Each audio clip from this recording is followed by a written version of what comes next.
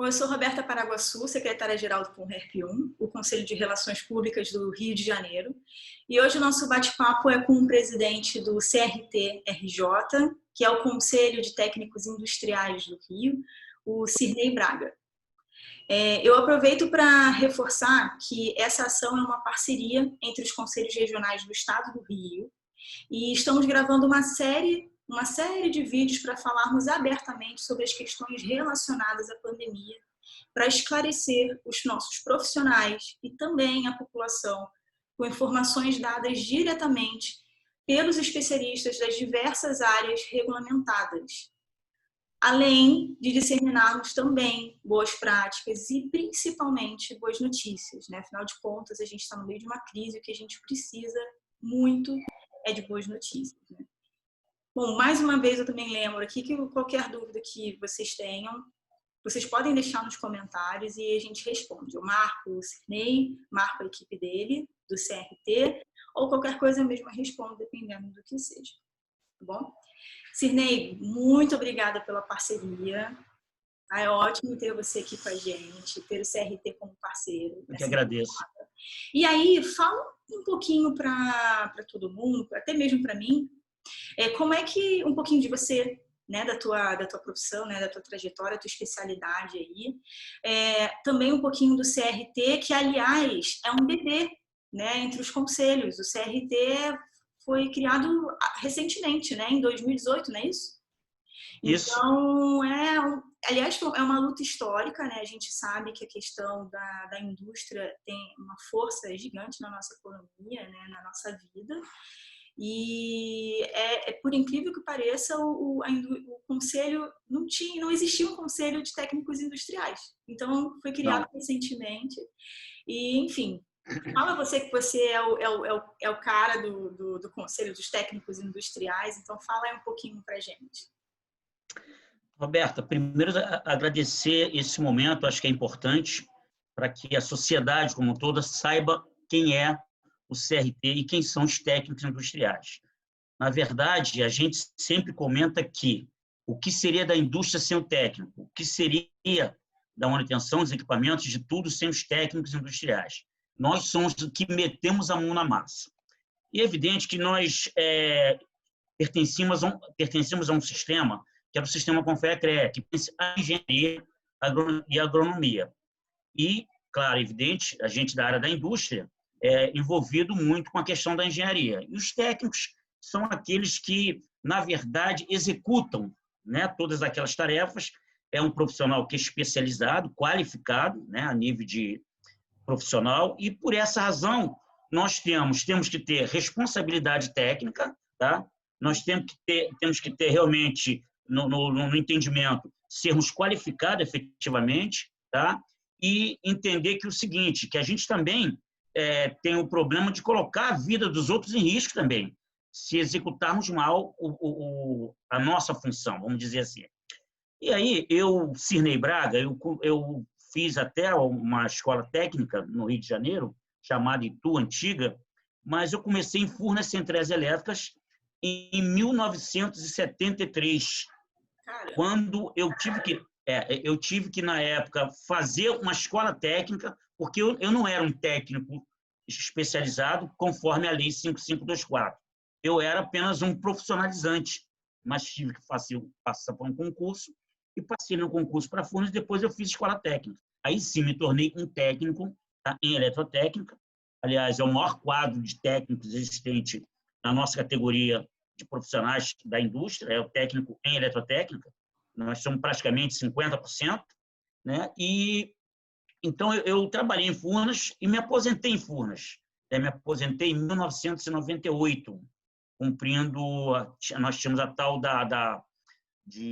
vamos dizer assim, era na verdade aposentadoria especial, que naquela época existia. E aí eu comecei a trabalhar e me preocupar como profissional técnico. Eu queria realmente saber quem era o técnico como um todo, e fui para o CREA. Na verdade, eu era obrigado, depois a gente conseguiu com a empresa, fosse obrigado a você ser inscrito no CREA para exercer a função. E nós fizemos isso, fiz um trabalho enorme, Inclusive, eu levei muitos técnicos que não eram técnicos, faziam serviço de técnico, mas era o exercício legal da profissão. Eles não eram técnicos como existe no sistema Confea-CREA da época, né? E a gente fez um trabalho, consegui, inclusive, fazer provas, né? Teve pessoal supletivo, e a gente alavancou, e hoje, em Furnas Centrais Elétricas, os técnicos que estão lá trabalham, têm que ter registro, são obrigatórios. Foi um trabalho feito por nós e pelo próprio CREA na época, a gente começou a exigir isso, até pela responsabilidade com a sociedade, né? Você imagina, trabalhar numa usina nuclear, trabalhar numa usina hidrelétrica, ter responsabilidade com a subestação e a energia toda desse país. Então, na verdade, os técnicos, ele tem que ser responsável técnico. Então, começou aí a minha história como técnico, né? E aí passei a ser uma liderança dentro desse movimento em Furnas Centrais Elétricas, a partir de, vamos dizer assim, de 78, 79. Nossa, você já tem uma baita experiência aí, né? Viu muita coisa acontecer. Tá? Vi. Mas, assim, engraçado, porque você estava falando assim, que vocês estavam incorporando. Eu não sei se foi bem isso que eu entendi, aí você me diz se eu estou errada, tá? Aliás, em qualquer momento, se eu falar alguma coisa que esteja equivocada, você me fala. Hoje não. Vocês eram meio que incorporados ao CREA? Existia? Sim, nós pertencíamos ao CREA, né? A lei do CREA, que é 594, nós entramos apenas no artigo 84 e nós éramos como se fosse auxiliares do engenheiro, o que não é verdade. Nós somos profissionais especializados. E foi o grande problema que nós tivemos dentro do sistema, foi esse, né? Porque nós sermos profissionais de nível médio, técnicos de nível médio, e nós ficávamos, para eles entendiam que nós éramos auxiliares. Não é verdade. Profissionais formados, né? E capacitados efetivamente, tá? Então, é aquela história do próprio médico e do enfermeiro, né? Então, aquela coisa. Sim, aí... porque quando a gente, sei lá, eu vou colocar num cenário aqui um pouco mais, talvez, mais tangível, né? Mas para a gente imaginar, talvez, aqui na nossa realidade, talvez na minha realidade, né? De leiga da sua área. Numa obra, como a gente está falando aí da questão do conceito de engenharia, numa obra existe o eletricista, né? O técnico eletricista. Existe outra pessoa que fica responsável por levantar ali a estrutura, fazer aquela questão ali. Porque o engenheiro, ele é a parte estratégica, ele é a parte que vai desenhar, fazer os cálculos, fazer outras coisas, e vocês são a parte de execução, não é isso? Realmente, fica uma questão muito complicada de se dizer que vocês eram só auxiliares, né? Na verdade, vocês eram os executores de toda a parte do planejamento da estratégia, né?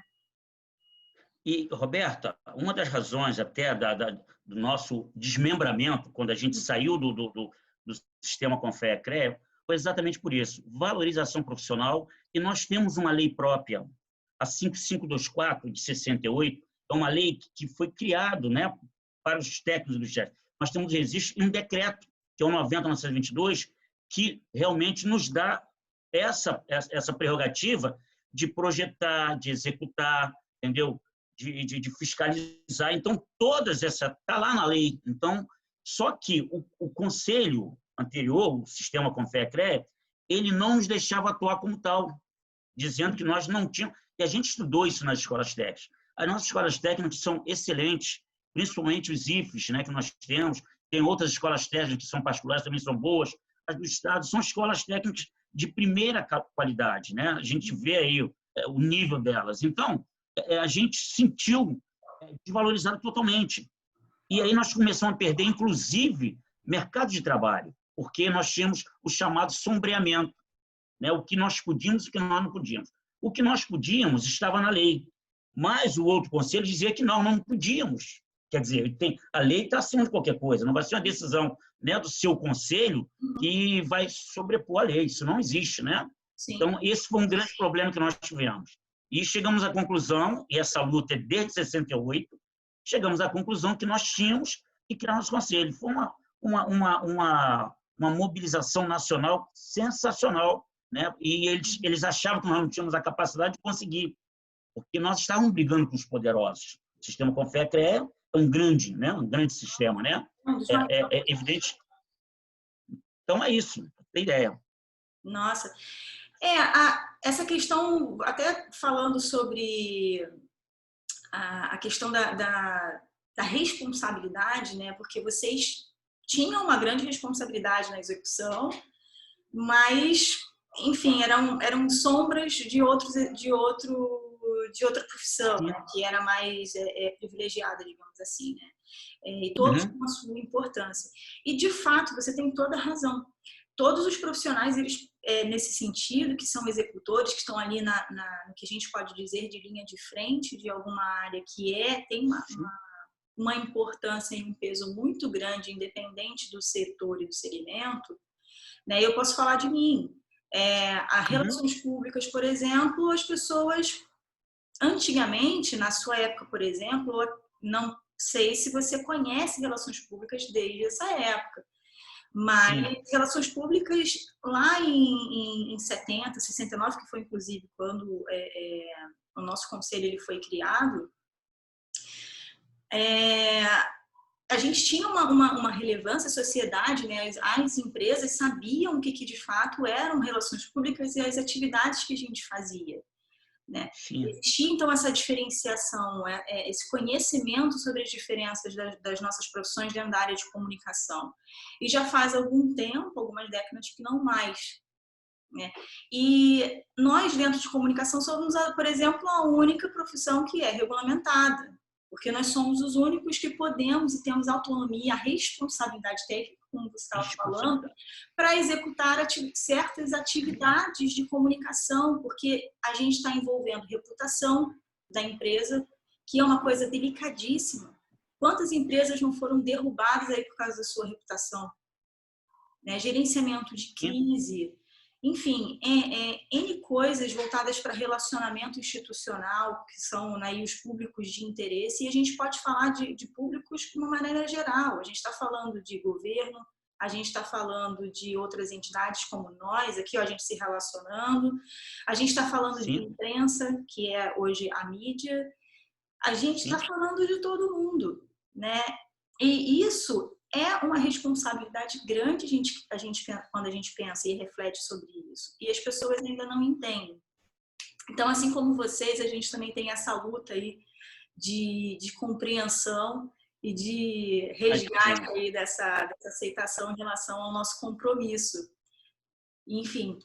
Mas, assim, quando você estava falando aí sobre as atividades...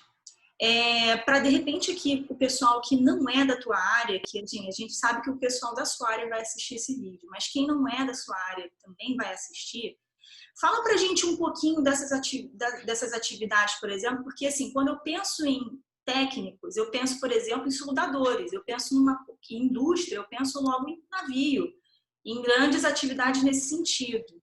Esse raciocínio tá certo? Tá indo uma questão certa? Bom, só para você ter ideia, nós atuamos muito, como eu coloquei anteriormente, na área da indústria.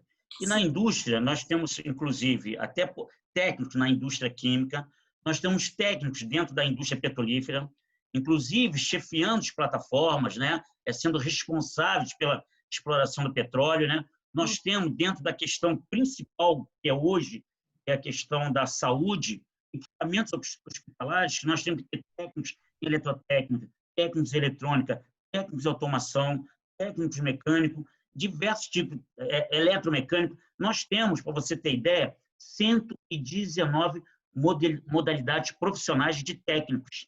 São 119. É algo que é enorme. Por isso que, inclusive, quando nós desmembramos do CREA, nós demos uma quebra praticamente de 60% de profissionais do sistema Confecre-CREA, porque nós somos maiores do que o nível superior. É lógico isso, né? De registro, no caso, assim. De registrados, para você ter ideia. Né? Então, um quantitativo muito grande. Isso até, dentro de uma questão política para o CREA, ele sentiu um pouco, porque perdeu aquele quantitativo. Né? Queira ou não queira, isso também tem um peso muito grande. Eles sempre usaram muito os técnicos para fazer valer a política deles também. Sim. Então, esse profissional, é ele que vai consertar teu ar-condicionado, ele que pode ver seu problema de energia na tua casa, é ele que está cuidando dos hospitais, ele que mantém a geração de um gerador, grupo gerador. Aconteceu recentemente do hospital, se não me engano, Ronaldo Gazola, de faltar luz da Light, o grupo gerador aqui não entrar, porque estavam sem manutenção, e é necessária a manutenção dos técnicos, que os técnicos façam manutenção do gerador, para que automaticamente e aí você perde vidas. Quantos estão no aparelho respiratório e que morrem por causa disso? Isso foi motivo até da notícia recentemente, tá?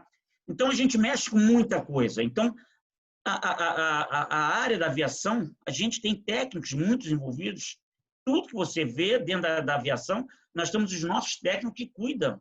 Tem que cuidar da parte da manutenção, de tudo ali, né? De fazer um checklist, fazer todo o procedimento para que você tenha segurança. E aí vem a responsabilidade técnica, né? Com vidas que a gente tem que ter. Então, por isso que tem que ter ali, tem que ter.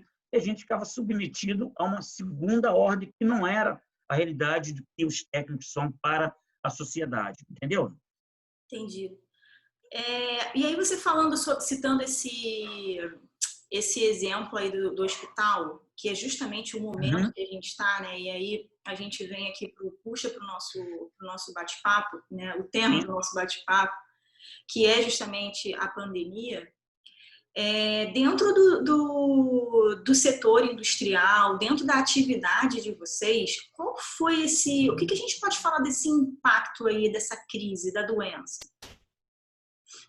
Olha, teve duas coisas que me emocionou muito. O primeiro foi que nós entendíamos, até numa reunião com o Fórum de Presidentes dos CRTs a nível nacional, nós temos o CFP, que é o nosso Conselho Federal de Técnicos, e temos dentro do CRT o Fórum que discute os problemas dos seus respectivos CRTs, né? Por região, ou alguns que têm condição de ser por estado. É o caso do Rio de Janeiro.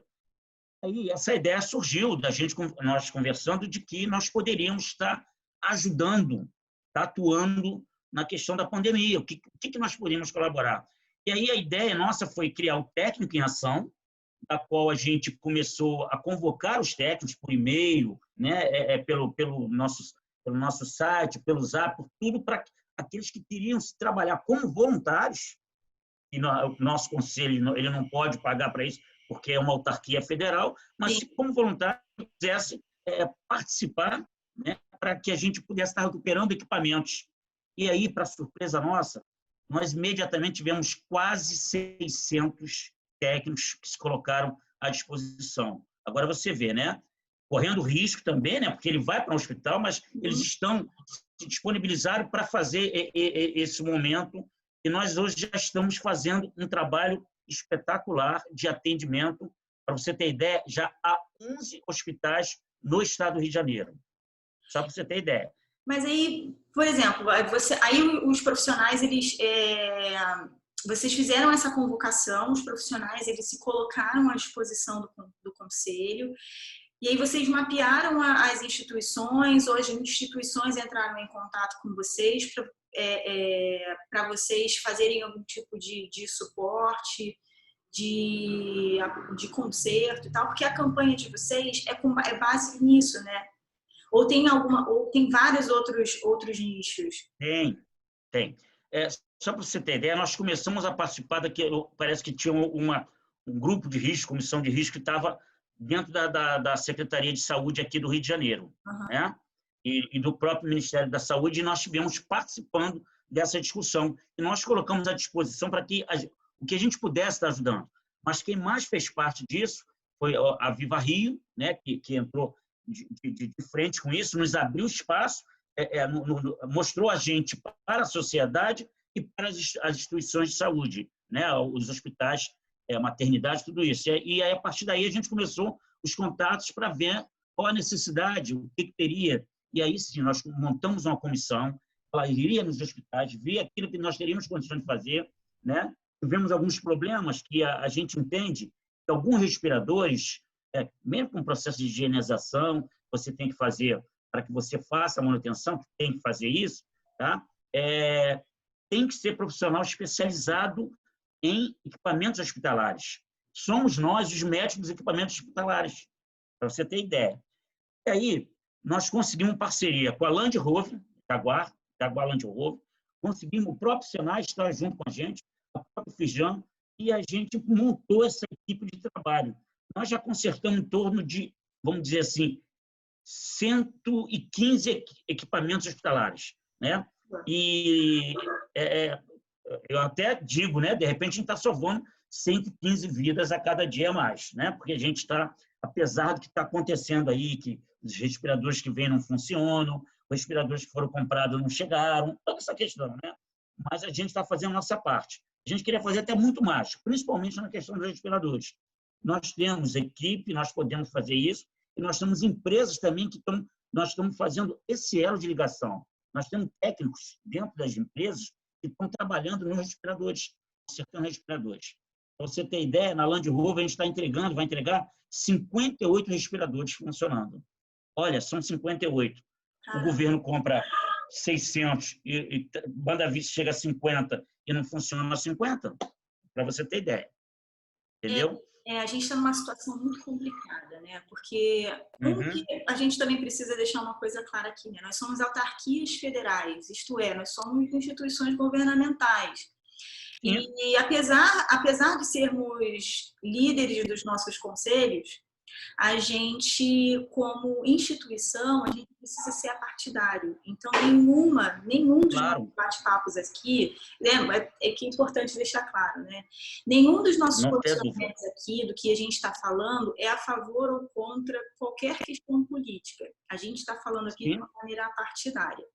Né? Estamos falando especificamente sobre as nossas ações em relação à sociedade que a gente pode fazer do ponto de vista das nossas profissões, das nossas especialidades. Verdade. E assim, essa ação de vocês é sensacional. E, aliás, tem algum canal que as instituições que precisem de algum tipo de apoio de conserto possam se inscrever, entrar em contato com vocês, desde que, óbvio, falando a razão é que ela tenha conexão com a pandemia? Olha, essa interlocução está sendo feita através não só do nosso site, né? E todas as instituições de saúde que aí estão com seus problemas já têm informação de que temos esses técnicos à disposição. Mas nós temos concentrado isso, eu tenho uma equipe de trabalho que está recebendo todas as informações, a gente distribui os técnicos para onde precisa, né? A gente tem aqui atendendo 11 instituições de saúde, né? 11 hospitais, Hospital dos Servidores, né? O Hospital Universitário do Fundão, né? O FRJ, né? Que está lá. Nós temos também trabalhando dentro agora a gente está pegando hospitais grandes, a gente está indo para o Hospital de Ipanema, a gente está indo para grandes instituições e fazendo esse trabalho. Eles já estão sabendo, através desse grupo, né? Que a gente tem, quando eu falei para você, o Viva Rei está ajudando muito, né? E tem uma federação de filantrópica também que está participando. E esse contato já está, e a gente busca essas informações, pega e distribui nossos técnicos. Tá? Inclusive, para você ter ideia, que é importante, nós já tivemos doações de ferramental que a gente precisa, né? Porque os técnicos não têm ferramenta. Sim. Então, a gente conseguiu doação, né? Através da Viva Rio, doação de ferramenta para levar para que os técnicos vão exercer a sua função, entendeu? Para fazer o seu conserto. Então, até isso aconteceu, doação de máscara, nós tivemos doação também de álcool gel, que é para acompanhar, para que eles vá com equipamento de proteção. Né? EPI é importantíssimo. Nós temos que proteger os nossos técnicos também. Claro, até porque é uma ação voluntária de apoio a essas instituições. Então, os técnicos irem completamente desprovidos na cara e na coragem, como de qualquer maneira, é complicado, né? Porque, assim como o pessoal da área de saúde, né, os nossos amigos aí da área de saúde que estão literalmente na linha de frente, né, de toda essa crise, também precisam de todo o material para se resguardar. Né? Afinal de contas, eles são que cuidam de vários. Né? E aí sai um, deixa de cuidar de vários. Né? Então, verdade, esse raciocínio também. Se vocês têm aí um voluntário para fazer, uma pequena equipe, né? Não sei exatamente qual é o processo, provavelmente depende do tipo de trabalho, mas Se vocês têm 1 ou 2 profissionais que eles ficam doentes, é um auxílio que vocês deixam de fazer para aquela instituição, né? E, além disso, coloca também a vida dessa pessoa em risco e a família dela, porque a gente sabe que uma pessoa pegando, a probabilidade dela disseminar, a não ser que ela more sozinha, né, que é pouco provável, mas é muito grande, né? Então, assim, é bem complicado essa questão. A gente está vivendo realmente um período bem difícil, bem delicado, né?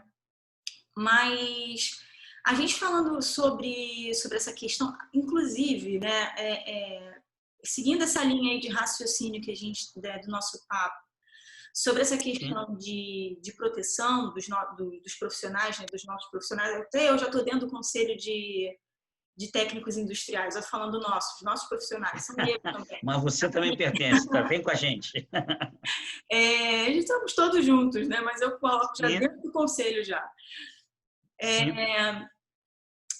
Fala assim, porque a gente sabe que, bom, a indústria, a gente sabe que, enfim, faz parte e tem um peso, uma influência enorme dentro da nossa economia, é uma questão óbvia, todo mundo precisa ter essa noção, essa consciência, né? E boa parte, como você mesmo estava falando, desses técnicos está aí dentro da questão da indústria que fornece bens e coisas essenciais para a gente, né?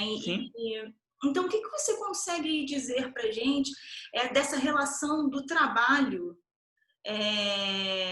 dos profissionais, porque tem tanta coisa suspensa por conta da quarentena, agora vai começar, assim, a gente não gosta de falar muito de tempo, né, de dias, mas inevitavelmente a gente acaba falando, né? Então, por exemplo, a questão da flexibilização da quarentena, como é que fica essa questão deles, ou até mesmo durante a quarentena, como é que estava esse relacionamento dos técnicos com o trabalho, economicamente, inclusive falando, não só da questão de ter ou não o trabalho em si, e até a questão de cuidados deles, se vocês conseguem, de alguma maneira, acompanhar, porque a gente também tem um compromisso com o conselho que é muito complicado, né, de monitorar, de tentar amparar e dar todo o suporte possível para os nossos profissionais, e nem sempre a gente consegue. A gente tenta da melhor maneira possível, né? Então, vamos lá. Eu sei que fiz muitas perguntas, mas vê aí se você consegue... Tá, vamos lá. Primeiro é o seguinte, né? Nós tivemos que, assim que saiu o decreto do governo estadual, nós imediatamente fizemos uma reunião com os profissionais, todos eles, colocamos todos eles em home office, levamos os computadores para a casa deles e orientamos e montamos nós organizamos realmente um home office que a gente está conseguindo atender os nossos profissionais 100%. 100% talvez não, mas 99%. Todos os técnicos, tá, estão sendo atendidos em home office e nossas equipes, todos aqueles estão fazendo um trabalho excepcional. O nosso conselho ele é novinho. Nós começamos, na verdade, em outubro de 2019. Né? Mesmo que abriu, até montar a equipe, fazer o processo seletivo e montar essa equipe, foi muito difícil, mas a gente conseguiu um quadro excelente, que foram pessoas que já tinham uma certa experiência, que nos ajudaram muito, né? Principalmente nosso grupo gerencial, um grupo muito bom, que já teve experiência, né? E aí, esse trabalho, a gente montou realmente, né, essa locomoção e precisa atender, a gente vai na casa de um, vai na casa de outro, que está pegando, como é que está? E a gente tem todo, em dashboard, todo o levantamento da atividade de cada profissional nosso que está em home office fazendo um trabalho espetacular. O atendimento está tudo tranquilo. E, na verdade, quer dizer, até por informação, eu só soube que só tiveram 3 técnicos que foram procurar o CRT lá na sede, pra você ter ideia, só 3. Mas ninguém foi, porque está todo mundo bem informado. A gente está tentando dar informação que eles procurem no home office, que a gente está resolvendo os problemas, entendeu? Então, isso está sendo muito bom, né?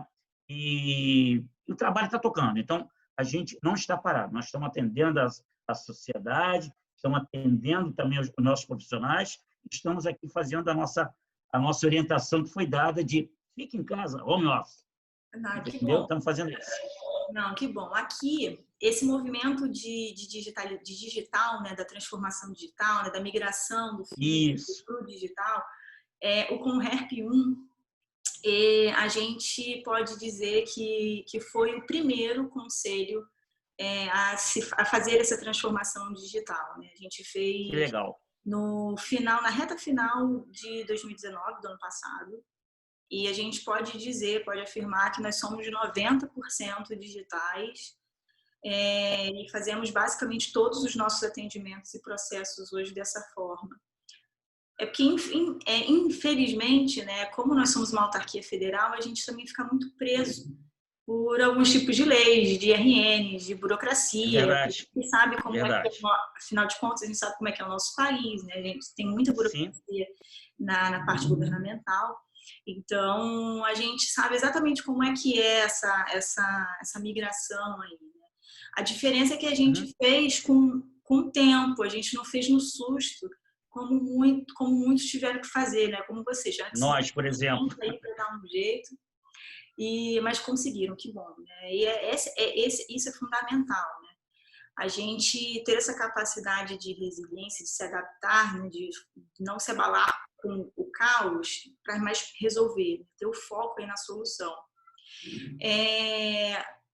Mas vocês estando nessa maneira digital, em relação aos profissionais de vocês têm conseguido acompanhar essa relação do mercado, né, do trabalho na quarentena ou agora na flexibilização? Como é que vocês estão conseguindo ver isso?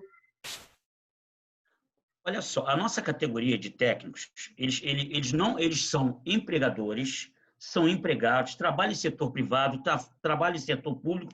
A gente está muito diferenciado dentro do mercado por causa da questão da própria indústria. Tá? Por exemplo, a gente sabe que eu tenho uma empresa que ela é top de linha, é uma empresa nuclear, mas que ela tem que ter seus trabalhadores. Então, o pessoal que é de risco não está trabalhando, mas alguns estão trabalhando revezamento. Agora, quando a gente fala do setor privado como um todo, tiveram bastante demissões. Tá? E aí, muitos deles, inclusive, estão vindo como voluntário, porque uns não podem trabalhar, mas os caras querem fazer alguma coisa, os técnicos. Então, a gente está direcionando eles, e muitos deles, inclusive, com essa demanda, a gente está conseguindo empregá-los. Olha só que bonito. Né? Eu tinha um menino que ele estava, parece que 4 meses desempregado, né? Ele se emocionou, agradeceu, e daqui a pouco ele estava empregado lá no hospital, para você ter ideia. Gostaram muito dele, ele teve a empresa lá que ganhou a licitação, que não sei o quê, começou a contratou ele e mais 2. Adoraram o trabalho. Então, ele agradece muito. Então, muitos deles, por exemplo, foram demitidos. Outros estão em casa fazendo trabalho em casa e outros já trabalham, são autônomos, né? São profissionais autônomos, né? Que muitos deles têm a sua própria indústria, né? Trabalham e tem essa condição. Mas é isso. Na verdade, a nossa indústria ela está sofrendo um baque muito grande. Esse é um problema que nós temos. Eu lamento a gente achar que tem que aguardar vir 800 respiradores da China se a gente pode desenvolver esse trabalho aqui no Brasil, que nós temos qualidade para isso. Né? O brasileiro é considerado uma das melhores mãos de obra na área da indústria. E a gente fica, desculpa, mas achar que tem que vir tudo da China. E não é, sabe? Nós temos condições de reparar, de montar, de projetar, isso nós temos. Por que a gente vai guardar uma pandemia dessa? Se morreram 25 mil, é porque se a gente tivesse montado, tivesse uma fábrica que fizesse aqui, nós não teríamos, de repente, 25 mil mortes. Entende? Então, são coisas...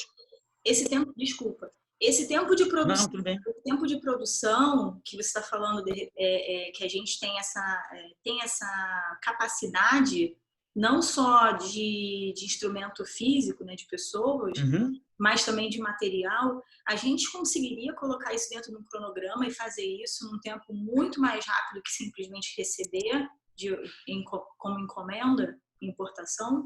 Olha, agora nesse momento não, que foi tudo muito repentinamente, né?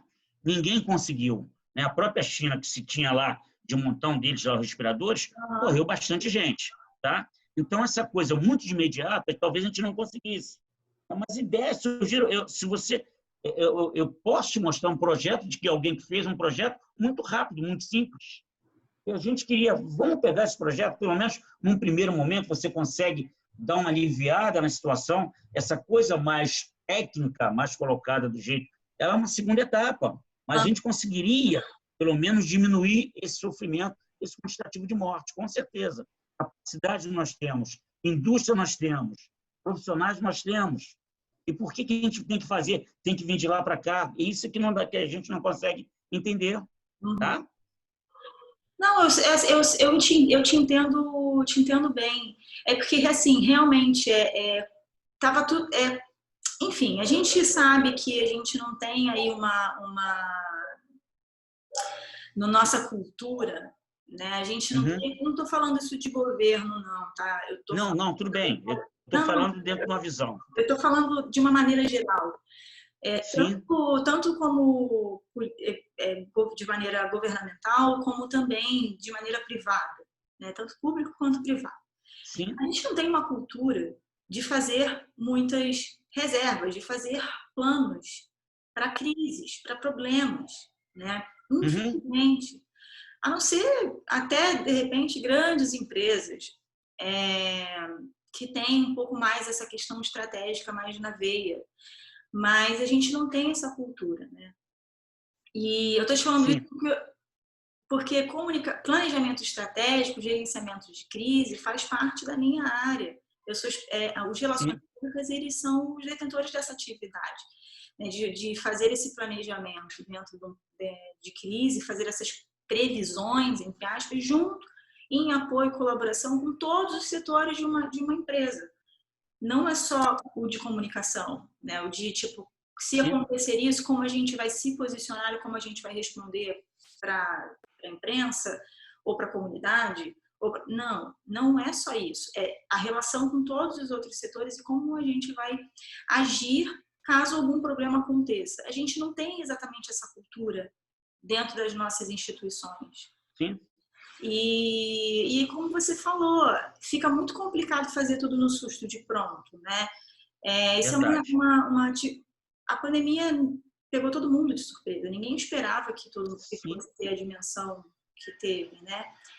E, enfim, a gente teria, se a gente tivesse pensado um pouco nisso mesmo, tudo tendo acontecido como aconteceu, talvez se vocês tivessem recebido talvez uma proposta ou até mesmo um questionamento em relação a isso, vocês pudessem ter se organizado todos os especialistas de vocês, se dividido em várias comissões internas para criar um planejamento e a gente começar a produzir.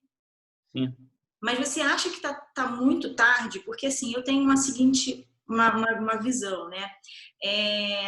A gente está entrando aí nessa questão da flexibilização. Mas se a gente não tomar cuidado e a gente não continuar seguindo o protocolo à risca de limpeza, de higiene e todos os cuidados de proteção, utilização de máscara, enfim, disso tudo, a gente corre o risco de voltar para a quarentena, da flexibilização ela cair por terra e a gente voltar para a quarentena e até já voltar para a quarentena com um lockdown. Né? Então, assim, ainda existe esse cenário, essa probabilidade. Né? Você acha que, de repente, tendo em vista esse cenário que a gente nunca espera que seja negativo, né? A gente sempre quer que seja positivo. Mas você acha que, tendo em vista essa possibilidade, a gente conseguiria fazer um planejamento, de repente, agora, para conseguir fazer essa produção? Olha, essa produção nesse tamanho, eu acho que seria inviável, porque tudo você precisa de um planejamento para fazer isso, algumas coisas do projeto propriamente dito, e a autonomia que você tem para que você realmente seja vamos dizer, o registro do equipamento. Isso é um problema que a gente pega, é registrar para que você faça. Então, a gente teria que criar o nosso, evidentemente, alguma coisa que você consiga fazer com que é uma inovação e realmente fazer, tá? Nesse momento, é difícil você fazer para atender. O que a gente está querendo, inclusive, fazer para atender é consertar os que estão. É evidente, tem alguns que hoje não têm condições nem de conserto, que é sucata, não tem como fazer. Mas, olha só, a manutenção de equipamentos hospitalares é algo, independente de questão política, governamental, é algo que, principalmente no Rio de Janeiro, ele não tem tanta mão de obra qualificada para atender tanto assim. E o domínio, inclusive, disso é de São Paulo.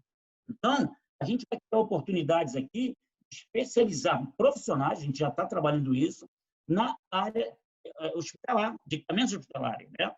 A gente não tem tanto quantitativo, e olha que é muita coisa, se a gente for ver em termos de equipamentos hospitalares, que a gente possa realmente, o Rio de Janeiro, atender, sem tem que vir uma firma de São Paulo, ou complementar com não sei, entendeu? E que a gente faça. Para você ter ideia, nós temos 150 mil técnicos registrados.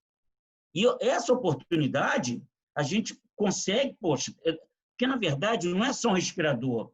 Então, eu preciso lá, eu tenho que ter uma tela de vídeo, que dá problema, uma cama que você tem uma parte que é automação pura, que a gente vai ter que trabalhar automação, uma programação. Então, quer dizer, a gente conseguiria dar cursos disso, especializar profissionais de mecânica, de automação, eletrotécnica, especializar uma quantidade enorme de técnicos nesse sentido, para que a gente, inclusive, para gerar emprego para a gente, para os nossos técnicos. Isso é fundamental. Nesse momento, dizer que a gente possa fazer esses respiradores, por exemplo, fica difícil, né? Porque você tem que ter um planejamento, um projeto, essa coisa toda, para ir dar uma caminhada. Agora, a gente pode estar atendendo, consertando, né? Poxa, chegou, não sei se foi no hospital de campanha daqui do Maracanã, quer dizer, lá também teve problema, chegaram os equipamentos, os novos não funcionaram e pegaram os velhos que veio não sei de onde. Então, essa coisa que a gente não tem controle, não tem o controle do governo, a gente não sabe, a gente não pode estar ajudando, mas a gente quer fazer esse trabalho de estar ajudando para que, olha, uma caminha a mais, um leitozinho a mais, faz uma diferença incrível, um respiradorzinho a mais faz uma diferença incrível. E isso a gente está preocupado, né? A gente tem que, né? Eu imagino o trabalho das nossas enfermeiras, dos nossos médicos que estão lá virando 24 horas, correndo risco, cuidando, e eles não têm equipamentos para trabalharem. Olha, das pessoas irem lá, conseguir um emprego e no dia seguinte o cara, não, eu não quero trabalhar, que não me dão condição de trabalhar, entregar a carta de demissão no dia seguinte.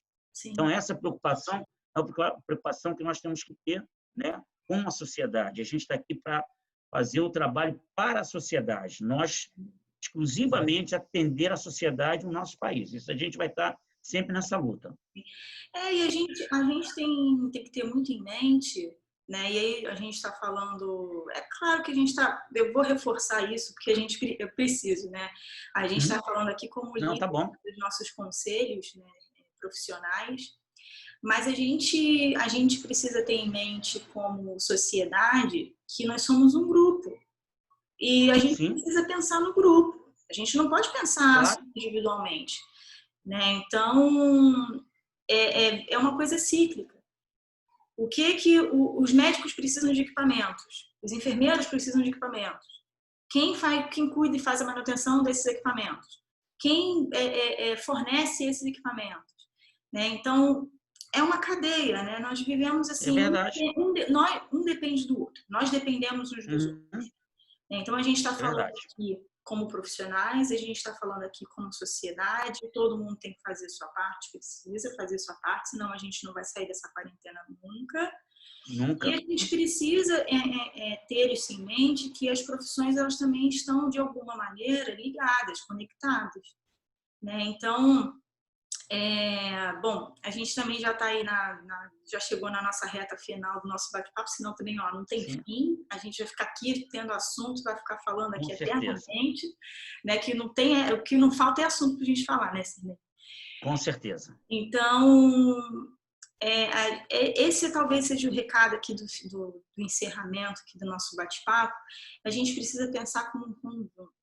Né, você vê, talvez as pessoas perguntem assim, mas o que o Conselho de Técnicos Industriais tem a ver com a pandemia, tipo, na área de saúde?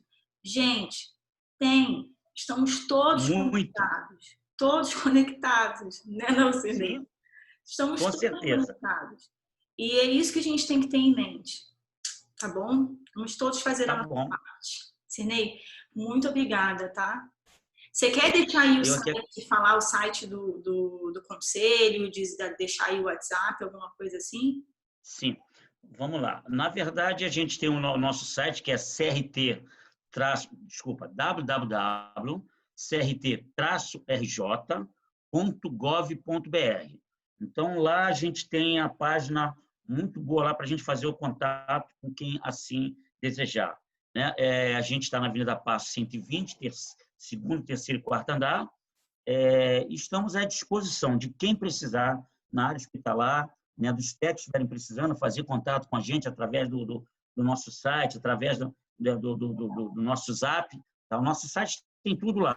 E dizer, Roberta, que para a gente é fundamental no que a gente puder colaborar. Eu acho que a gente colocar uma pedrinha, né, tirar essa pedrinha para que ninguém se machuque, e a gente fazer um trabalho para a sociedade, da importância que essa pandemia é algo que ela terroriza, né? Ela assusta muito.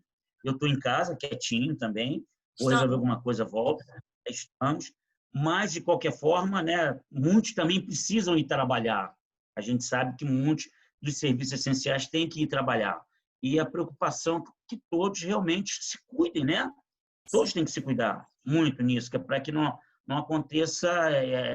Quer dizer, cada morte, cada uma perda da família dói muito. Eu já tenho caso também que aconteceu, uma prima jovem que está 20 dias entubada, 20 dias, garota nova, né? Quer dizer, tem muita gente na minha família que trabalha na área de enfermagem. As minhas irmãs, por exemplo, são da área de enfermagem, sabe o que é isso, da importância, é uma profissão maravilhosa, né? E esses é que estão lidando direto ali para salvar vidas. Imagina a dificuldade que eles estão passando a cada momento e quantos profissionais estão morrendo. Imagina como é que está o Corém, né?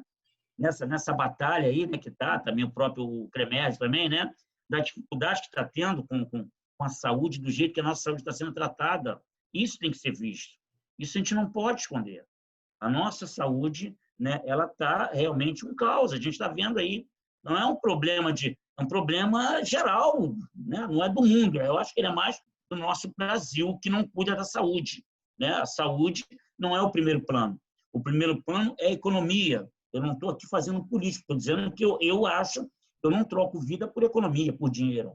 E isso, para mim, é que eu acho que preocupa muito, é a gente tem que estar dizendo para as pessoas, fiquem em casa, se cuidem, segue aquilo, as orientações que tem que ser seguida, né, para a gente se cuidar. E dizer que a gente vai estar aí, no que precisar. Inclusive, agradecer demais o conselho de vocês, aí, o Conrep, tá? Obrigada. O quanto a gente quer aprender com vocês, inclusive, essa digitalização, essa nova... O Brasil tem que repensar um monte de coisa, né? Sim. Agora, a gente vai refletir muito. Depois dessa pandemia, nós temos que parar muito, refletir, porque muita coisa vai mudar. Muita coisa tem que mudar, tá? E agradecer esse momento, tá? Dizer que no Conselhinho a gente está junto, né? Nosso Conselhinho é fundamental, tá? Estamos juntos lá sempre, no que precisar, no que a gente puder estar ajudando. Conte com o CRT Rio de Janeiro. A gente está aí para ajudar bastante a todos. E é recíproco, tá? Contem com a gente, tá? O RP1 também está aí, estamos todos juntos, tá? E eu quero até aproveitar para mandar um beijo para um amigão meu, chamado Álvaro. Álvaro, um beijo. Ele é técnico, acho que ele é técnico de elétrica, né? Elétrica, pode ser, de luz, essas coisas assim, você vê, não entendo nada dessas coisas. Então, Álvaro, um beijo para você. Cirnei, um abração, Álvaro, também. Um beijo virtual. E todos os técnicos. E em breve a gente se abraça, né? Com certeza, com certeza. Tchau, querido. Até mais. Tá, Roberto, muito obrigado por tudo, tá? Tudo de bom para você. Para você também.